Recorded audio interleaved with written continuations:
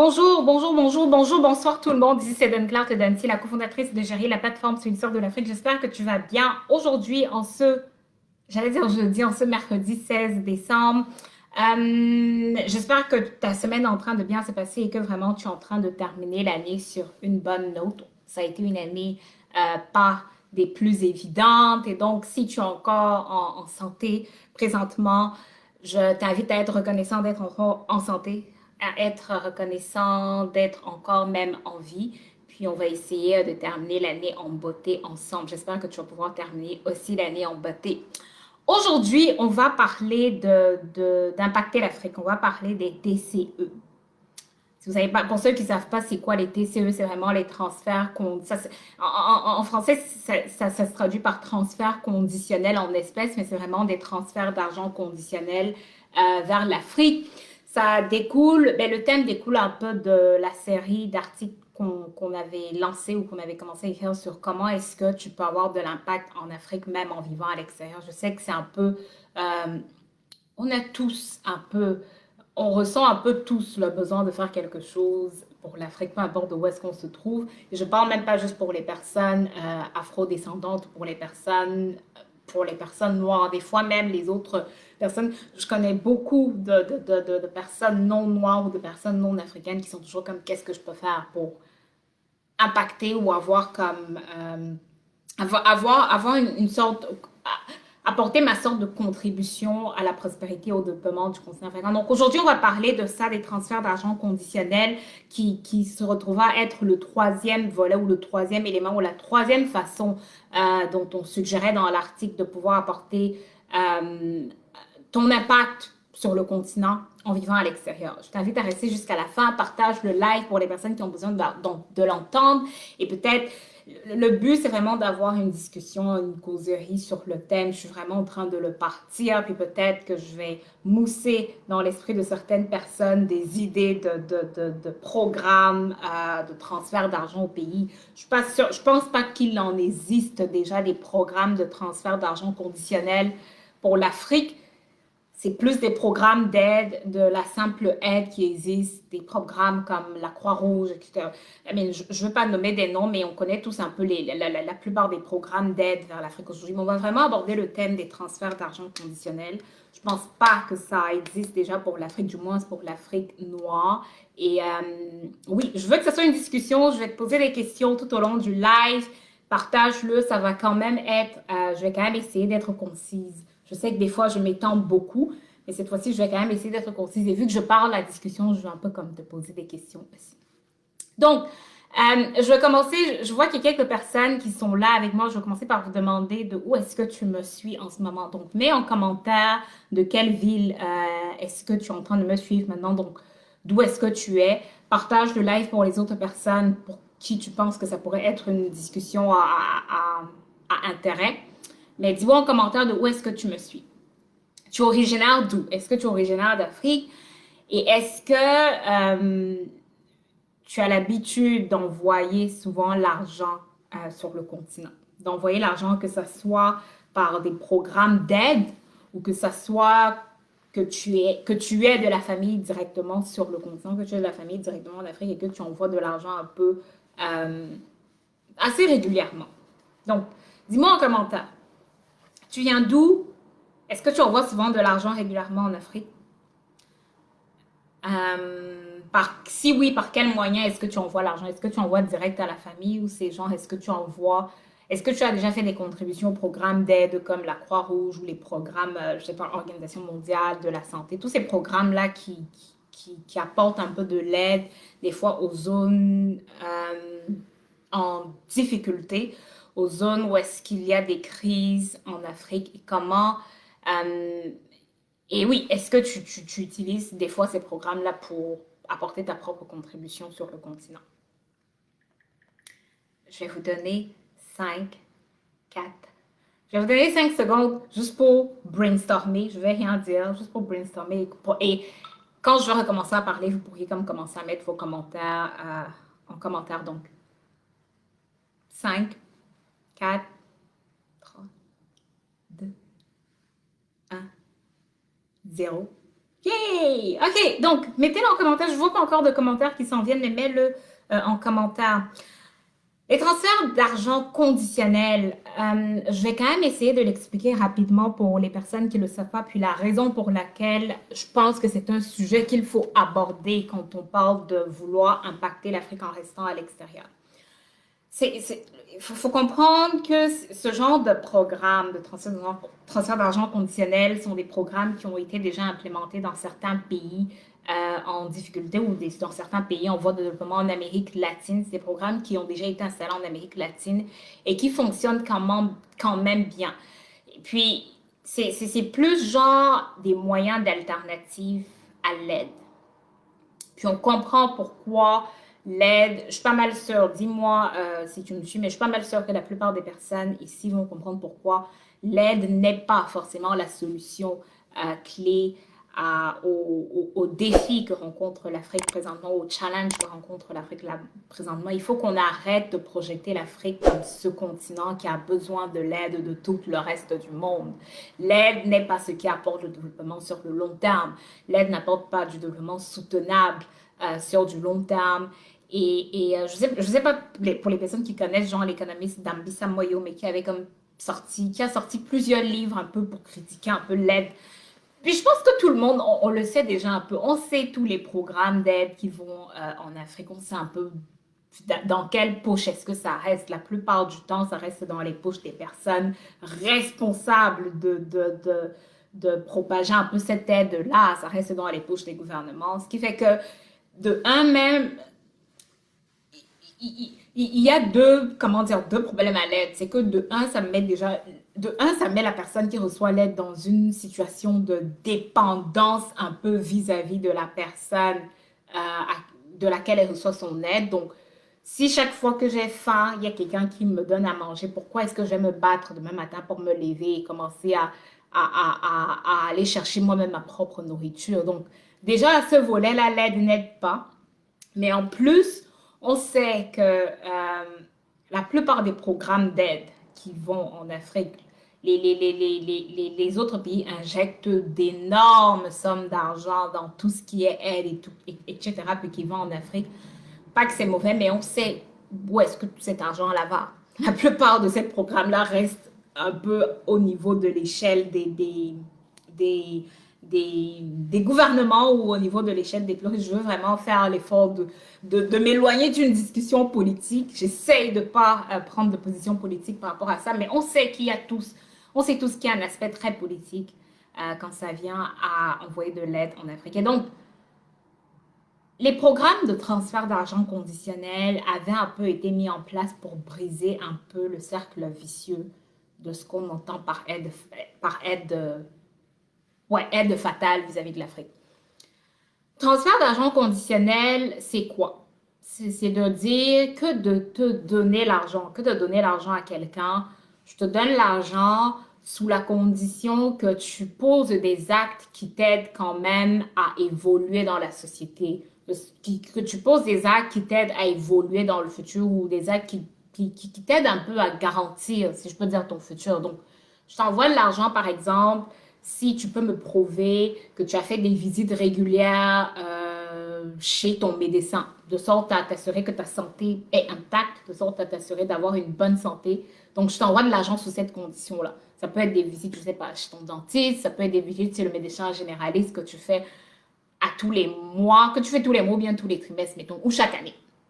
Donc, ou je te donne de l'argent, si tu es un parent, une parent, je te donne de l'argent à condition que tu aies pu envoyer peut-être ton enfant dans une école publique qui ne coûte pas beaucoup d'argent. En fait, je te donne de l'aide, je te transfère de l'argent juste dans ces conditions-là, à condition que tu fasses des choses qui vont t'aider dans le futur à ne plus dépendre forcément de mon aide. Donc, que tu prennes soin de ta santé, que tu prennes soin peut-être de ton éducation, de l'éducation des enfants, que tu prennes soin de toi un peu en général. Il faut que tu me prouves que tu mérites un peu de recevoir mon aide parce que tu prends déjà soin de toi. Et donc, c'est tout ça l'aspect de transfert d'argent conditionnel. Comme je disais, c'est des programmes des programmes qui ont déjà été mis en place en Amérique latine et qui fonctionnent quand même bien parce que C'est des programmes qui ont aidé, par exemple, à mieux prévenir certaines maladies, à mieux prévenir l'éclosion de certaines maladies. Et quand on pense à l'Afrique et des fois à toutes les maladies difficiles qui affectent un peu les gens sur le continent, on se dit, ben, peut-être que ça peut être ça la solution. De dire, si les gens allaient plus faire des visites régulières chez le médecin, des visites qui ne coûtent pas grand-chose, peut-être que les médecins pourraient ça donnerait, pas peut-être, mais ça donnerait la possibilité ou la capacité aux médecins de mieux prévenir certaines maladies. Et donc, c'est toute ça la notion de transfert d'argent conditionnel. Si tu viens de me rejoindre maintenant, la question du jour est, est-ce que tu envoies souvent de l'argent en Afrique? Je suis pas mal sûre que oui, mais dis-nous comment est-ce que tu envoies de l'argent? Est-ce que tu as l'habitude de l'envoyer de façon euh, comment dire, d'envoyer de l'argent directement à la famille ou est-ce que tu fais souvent des dons par les programmes d'aide, tous les programmes qu'on connaît, la Croix-Rouge, etc. Est-ce que tu fais souvent des dons pour pouvoir aider l'Afrique? Et, excusez-moi, excusez-moi. OK, donc, je pense, pour revenir à mon point de tout à l'heure, qui condamnait un peu l'aide qu'on envoie par les programmes d'aide, même quand il y a des catastrophes. Quand il y a des catastrophes, peut-être, oui, ça, c'est des réponses. Ces genres d'événements ont besoin de réponses instantanées, oui, peut-être, mais je condamne un peu l'aide en général parce que ça ne profite pas, ça n'aide pas le continent. Qu'on se dise les choses telles quelles. Mais maintenant, les transferts d'argent conditionnels, on peut le faire sous forme de programme.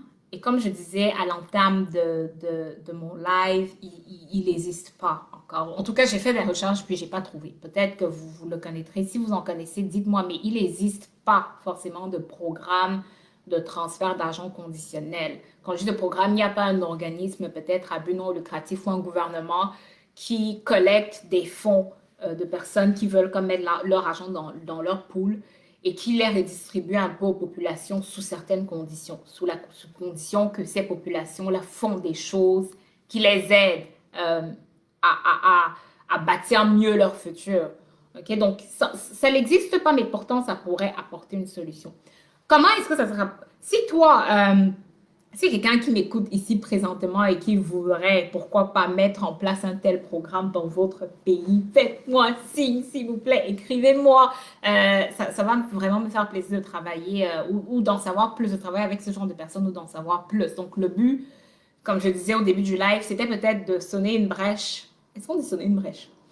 Mais d'éveiller un peu les consciences à ce genre de programme-là. Puis, s'il y a quelqu'un ici qui voudrait l'aider, le mouvement, je serais comme portée à vous suivre, peut-être à vous supporter, à juste savoir où est-ce que vous en allez. Mais bon, comment est-ce que cela peut s'appliquer à toi aujourd'hui? Vu que les programmes n'existent pas, est-ce que tu peux bypasser tout l'aspect structurel de ça? Puis est-ce que tu peux déjà mettre quand même en application ce concept-là dans tes envois directs, que ce soit envoi direct à la famille ou que ce soit, je connais des gens dans mon cercle quand même qui font des choses pour aider leur village natal au pays, pour aider leur ville, mettons, au pays.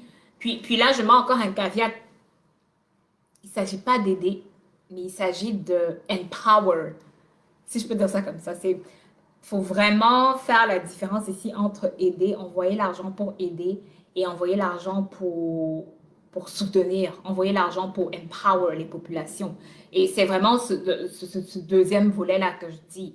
Comment est-ce que ça peut s'appliquer à toi, vu que les structures n'existent pas encore présentement, c'est juste de te dire, mais quand tu envoies de l'argent au pays, c'est dur déjà de faire de l'argent, de faire des transferts d'argent conditionnels au pays, sachant que si mettons que tu as l'habitude de faire des transferts d'argent directs à la famille, à des amis, tu vas pas te lever un bon matin dire à ta maman ou à ta tata que je t'envoie l'argent seulement si tu me prouves que tu es allé à l'hôpital assez régulièrement.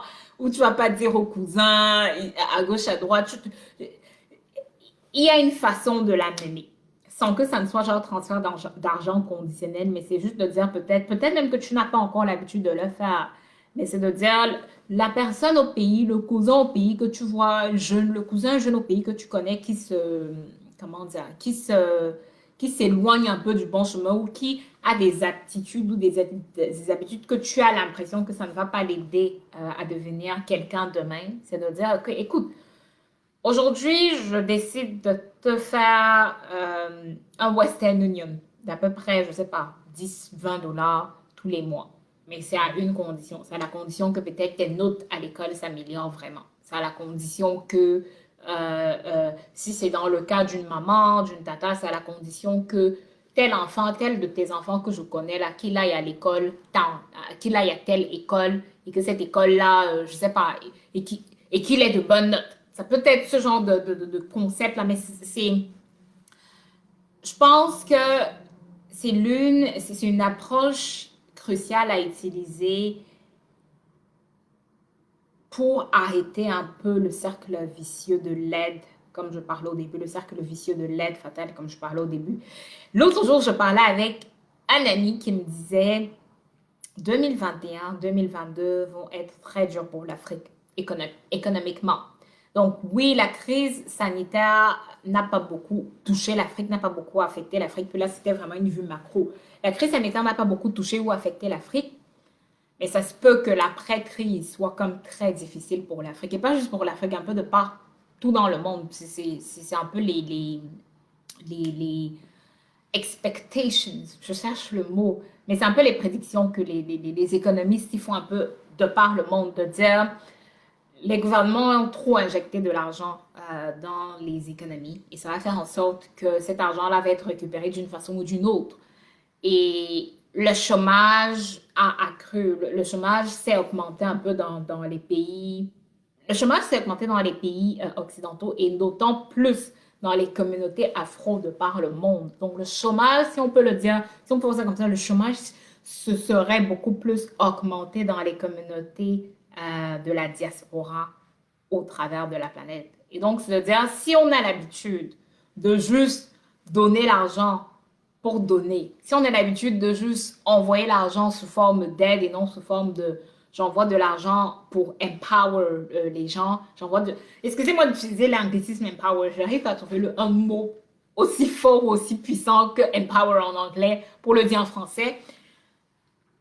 Mais si on prend l'habitude de juste donner l'argent avec la mentalité du sauveur ou du sauveuse, qui est l'une des mentalités d'ailleurs que je dis de faire attention quand on pense à l'Afrique, si on prend l'habitude de juste envoyer l'argent avec une mentalité de je le fais pour ton bien, je le fais pour toi, je le fais par charité, qu'est-ce qui va se passer demain quand on va avoir une grosse partie ou une grosse majorité de la diaspora à travers le monde qui tombe en chômage? Et qui n'a plus forcément les moyens d'envoyer tout cet argent là en Afrique. On estime à peu près 41 milliards de dollars l'argent qui est envoyé par la diaspora africaine un peu de partout en Afrique. Qu'est-ce qui va se passer quand une majeure partie de cette communauté-là sera en chômage, va tomber en chômage dans les 2, 3 prochaines années? Ça peut être beaucoup plus difficile pour l'Afrique qu'on ne pense. Et je pense juste aux gens de la diaspora, mais même quand tu l'abordes sous un plan macro, c'est l'une de mes craintes un peu de la crise, c'est que chaque gouvernement puis chaque nation commence juste à se recentrer sur elle-même et que tous les moyens justement d'aide à l'international ou de collaboration à l'international meurent un peu. Puis le robinet de l'aide, si je peux dire ça comme ça, le robinet de l'aide est comme fermé. Qu'est-ce qui va se passer si le robinet de l'aide est comme fermé? Il va falloir qu'on s'ajuste. Et les transferts d'argent conditionnels, je pense, sont vraiment un moyen comment dire, une façon d'impacter l'Afrique, mais sur le long terme et pas juste sur le court terme. Donc, ça fait le tour de ce que j'avais à te partager aujourd'hui sur les moyens d'impacter l'Afrique. J'espère que tu as aimé cette vidéo. Dis-moi en commentaire c'est quoi qui t'a touché ou écris-moi tout simplement en message privé. Je sais qu'il y en a qui aiment juste venir m'écrire en message privé. Je le comprends, je l'accepte aussi, mais n'hésite pas aussi à me mettre en commentaire s'il y a des éléments que tu aimais de cette vidéo. Partage la vidéo si tu penses que certaines personnes pourraient bénéficier de ça, puis peut-être si tu penses qu'il y a des gens dans ton entourage qui serait prête à nous mettre les structures de transfert d'argent conditionnel en Afrique. Dans les prochaines vidéos ou demain, je pense vendredi, je vais faire un live où je vais partager avec vous mes plus grandes leçons de 2020. Donc d'ici là, n'hésite pas à m'envoyer toi ou à me partager toi en prévision de ce live-là. Ça a été quoi tes plus grandes leçons de cette année? C'était Don Cloud et d'ici à la prochaine fois, je t'embrasse très très fort.